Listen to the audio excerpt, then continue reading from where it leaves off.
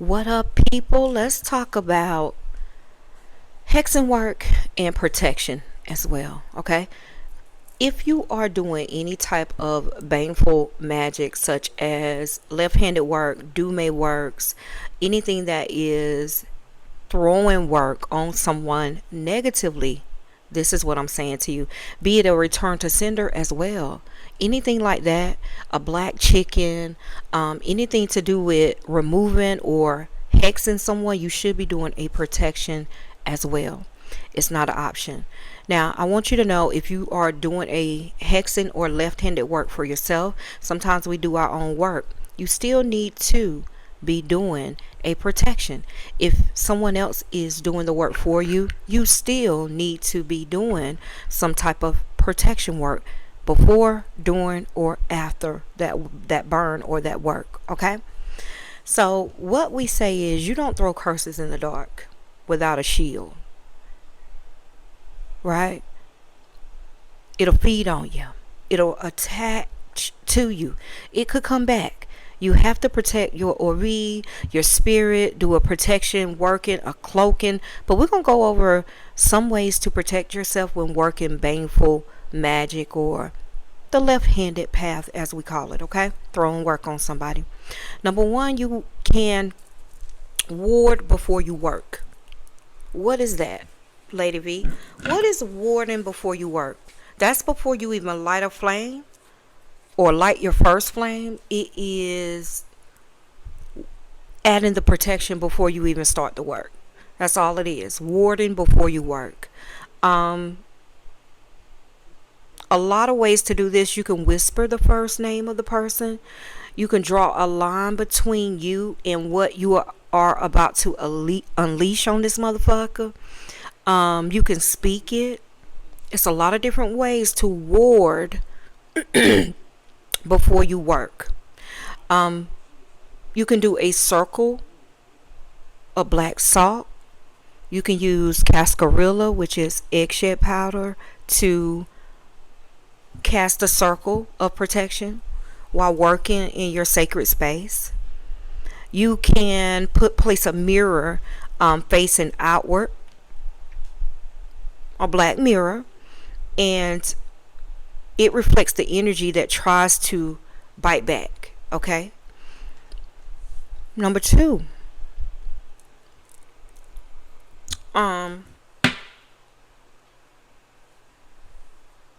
blood or hair. I talk about this.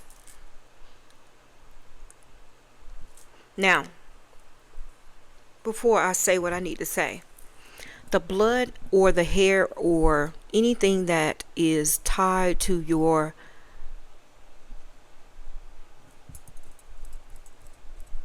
inside, who you are, be careful, okay? But you can place a drop of your blood or a strand of your hair or your name on a sigil that commands none of this to return to me. I am the edge, not the target. You can speak that. So this is claiming sovereignty over all that shit. But remember, blood magic is very powerful.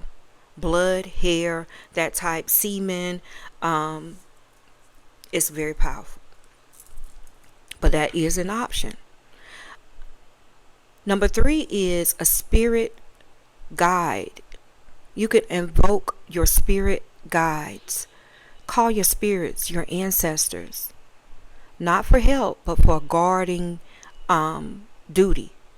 For a guard, for protection. You can say, possibly stand at my gate, shield my wheel, let no karma return from what I send.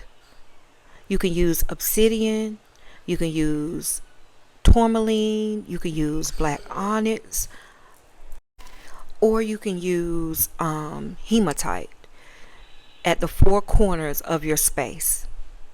That's a way too. Another way is number four. You can cloak your name. Cloaking spells, baby. Cloaking spells. Don't ever put your full name in a baneful working.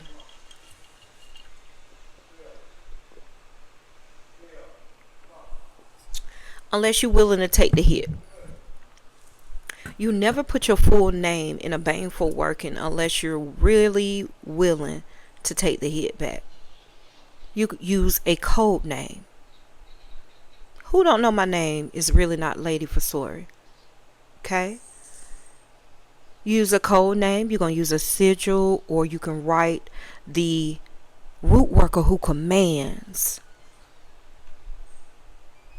Cloak your spirit. Another one is to cleanse immediately after the spell is sealed. You don't sit in the same area as that spell. Okay? You will burn rosemary or bay leaf. You can wash your hands and feet in salt water, Epsom salt. Salt is great for cleansing. And then you can say an affirmation such as, I release what is not mine. I claim what remains. Type of energy. Number 6, you can sleep with protection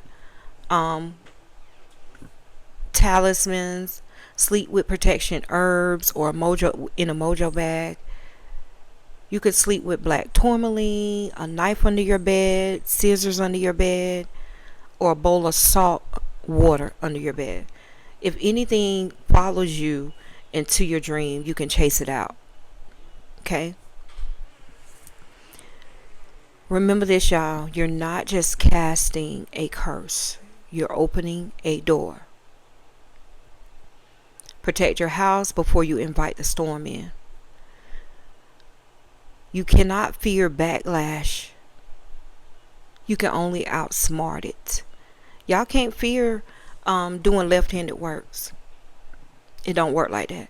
Do you really think that somebody sitting by, you will sit by, somebody comes in your house, disturbs your peace, and you will sit by without doing anything about it? You just gonna sit there. Some of you will, but I surely won't. I throw work back. I throw heavy work, but I also protect myself. People throw work all the time in the mindset, in the spiritual world, on the path. I don't believe hexing work is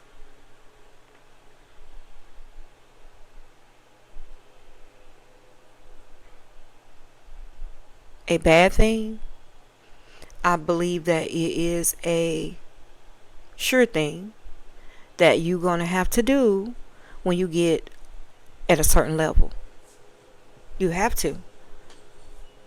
So, y'all remember that.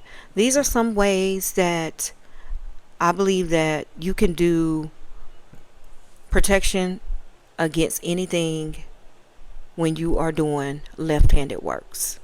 Sometimes you just have to do it, but make sure it's justified, y'all. I don't want you out here throwing work on nobody that is weaker than you.